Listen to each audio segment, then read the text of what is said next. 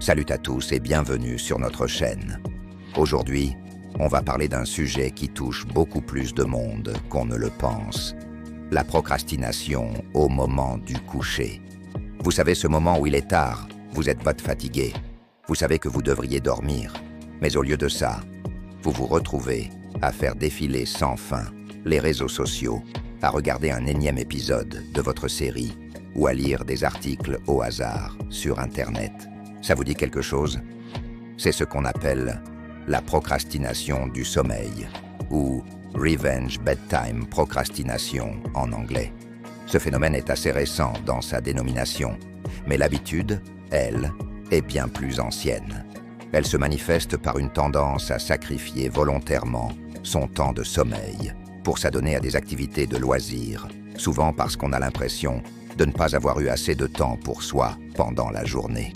C'est une sorte de tentative de reprendre le contrôle sur son temps libre, même si cela se fait au détriment de notre santé et de notre bien-être. Alors, pourquoi fait-on ça? Les raisons sont multiples. Pour beaucoup, les journées sont remplies d'obligations. Le travail, les études, les tâches ménagères, s'occuper de la famille. Quand le soir arrive enfin et que tout est calme, on a l'impression que c'est le seul moment qui nous appartient, vraiment. On veut en profiter au maximum, se détendre, se divertir. Le problème, c'est que cette quête de temps pour soi empiète sur un besoin fondamental, le sommeil. Ce comportement est souvent le symptôme d'un déséquilibre plus profond entre vie professionnelle et vie personnelle. Si vous vous sentez constamment sous pression, surchargé de travail et que vous n'avez aucun moment de répit dans la journée, il est tout à fait naturel de chercher à compenser le soir. C'est comme si votre cerveau vous disait « Hé, on n'a rien fait pour nous aujourd'hui, on mérite bien une petite récompense. »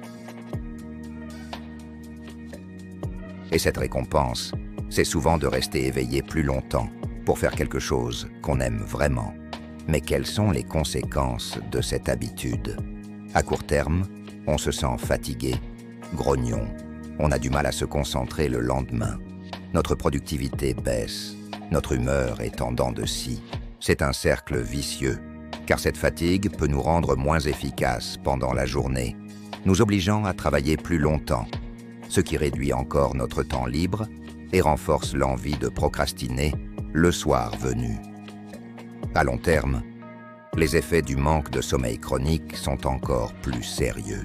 On parle d'un risque accru de problèmes de santé comme l'obésité, le diabète, les maladies cardiovasculaires et même un affaiblissement du système immunitaire. Le sommeil n'est pas un luxe, c'est une fonction biologique essentielle à notre régénération physique et mentale. En le repoussant constamment, on met notre corps et notre esprit à rude épreuve.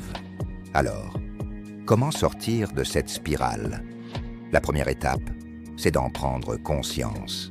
Reconnaître que l'on procrastine son sommeil est déjà un grand pas. Il ne s'agit pas de se culpabiliser, mais de comprendre pourquoi on le fait. Posez-vous la question: qu'est-ce que je cherche à obtenir en retardant mon coucher? Est-ce plus de temps pour moi? Une évasion du stress de la journée? Une sensation de contrôle? Une fois que vous avez identifié la cause, vous pouvez commencer à mettre en place des stratégies. L'une des plus efficaces est d'intégrer des moments de détente et de loisirs dans votre journée. Et non pas seulement à la fin.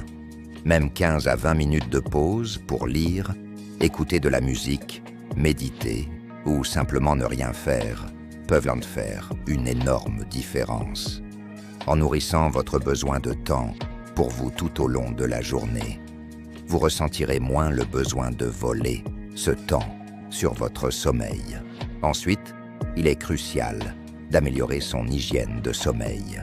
Cela passe par la création d'une routine du soir relaxante. 1 heure avant de vous coucher, essayez de vous déconnecter des écrans.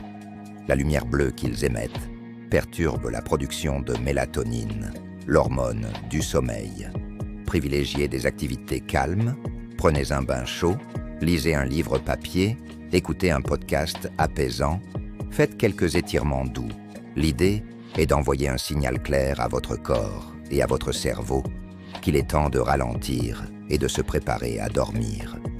Fixez-vous une heure de coucher et une heure de lever régulière, même le week-end. La régularité aide à synchroniser votre horloge biologique interne, ce qui facilite l'endormissement et le réveil.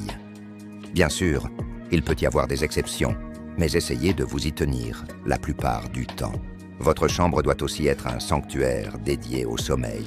Assurez-vous qu'elle soit sombre, silencieuse et à une température agréable. Évitez d'y travailler ou d'y regarder la télévision. Une autre astuce peut être de planifier votre temps pour vous du soir. Au lieu de vous laisser happer sans fin par le scrolling, décidez à l'avance. Ce soir, je regarde un seul épisode de ma série, puis j'éteins tout. Ou je me donne 20 minutes sur les réseaux sociaux, puis je pose mon téléphone. Mettre une alarme peut aider à respecter cet engagement envers vous-même. Cela vous permet de profiter de votre loisir sans culpabilité, tout en protégeant votre temps de sommeil. Il est aussi important de revoir la gestion de votre journée. Parfois, la procrastination du sommeil vient d'une mauvaise organisation qui nous fait finir nos tâches très tard. Apprenez à prioriser, à déléguer si possible, et surtout à accepter que tout ne peut pas être parfait. La quête de la perfection est souvent une grande voleuse de temps. Si malgré tous ces efforts, vous continuez à lutter et que le manque de sommeil affecte gravement votre quotidien, n'hésitez pas à en parler à un professionnel de santé. Parfois, des troubles sous-jacents comme l'anxiété, la dépression ou un trouble du sommeil peuvent être en cause et nécessitent un accompagnement spécifique. Se faire aider n'est jamais un signe de faiblesse, bien au contraire.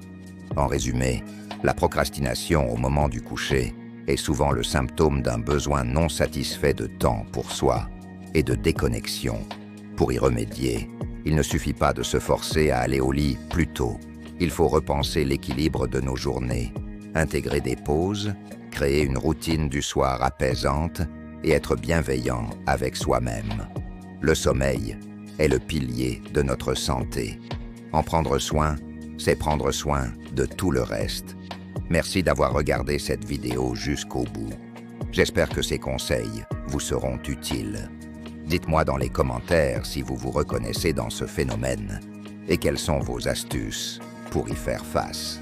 N'oubliez pas de liker la vidéo si elle vous a plu et de vous abonner à la chaîne pour ne pas manquer nos prochains contenus. Prenez bien soin de vous et de vos nuits. À très bientôt.